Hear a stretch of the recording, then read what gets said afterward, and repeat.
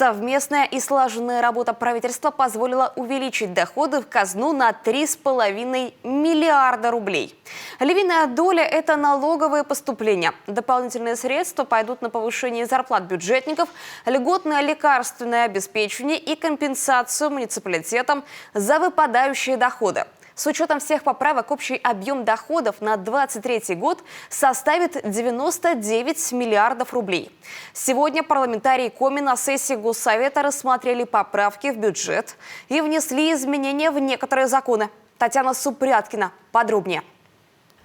Наши предприятия смогли переориентироваться на дружественные рынки сбыта. Конечно, не совсем безболезненно, но благодаря антикризисным мерам, утвержденным на уровне республики, свои обороты они смогли удержать.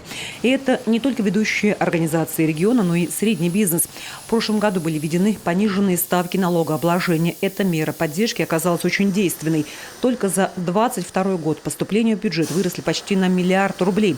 Республика и дальше сохранит налоговые преференции. Самое главное, я отмечу, первое, это мы пролонгируем льготные ставки по упрощенной налоговой системе и с поэтапным переходом в 2025 году и выходом на ставки, которые предусмотрены налоговым кодексом в 2026 году. И второе, самое, наверное, значимое изменение, это у нас увеличение льготного, так скажем, льготно-налоговой, даже не ставки, наверное, а увеличение лошадиных сил, да, то, что касается участников СВО, со 150, которые были ранее приняты, до 200 у нас лошадиных сил.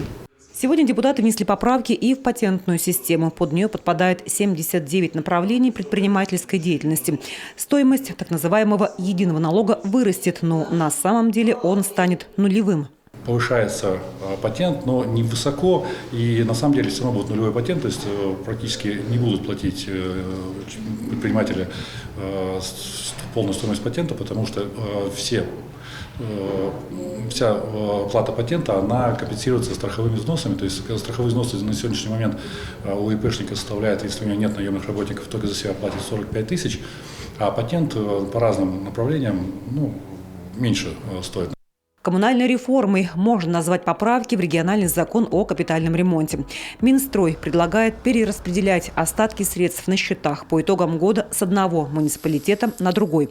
Это позволит увеличить обороты фонда капремонта, а значит и ускорить работу. Мы каждый год сталкиваемся с ситуацией, когда на счете муниципального образования образуется небольшой остаток, который недостаточен для того, чтобы провести капитальный ремонт в конкретном объекте, и он остатком переходит на будущий год. Для того, чтобы эти средства вовлечь в оборот фондов капитального ремонта, мы каждый год будем эти средства объединять и делать в каком-то из муниципалитетов по согласованию с мэрами один дом. В следующем году будем, соответственно, этот баланс обратно выравнивать.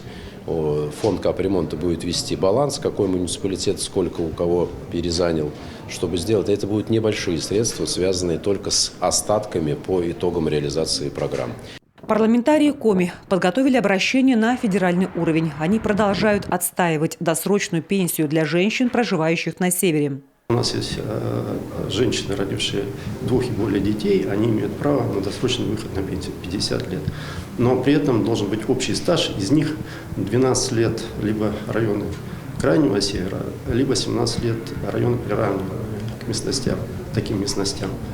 А суммирование почему-то не предусмотрено, хотя для общего стажа возможно там суммирование, с учетом год в районе приравнивания к крайнему северу, это 9 месяцев стажа приравнивается к району крайнего севера. А для этой категории наших мамочек, которые, в общем-то, выполнили такую важную задачу государственную, родили детей, воспитывают их, вот это, так сказать, не предусмотрено. Поэтому пытаемся исправить эту ситуацию. Депутаты сегодня внесли поправки в бюджет нынешнего года, но параллельно идет работа по формированию главного финансового документа уже на следующий год. Все госпрограммы обсуждаются тщательно и взвешенно, учитывая приоритетные направления. В работе принимают участие депутаты, чиновники, общественники, представители бизнес-сообщества. Бюджет должен стать народным и в первую очередь социально ориентированным. Татьяна Супряткина, Алексей Паршуков, телеканал Юрган.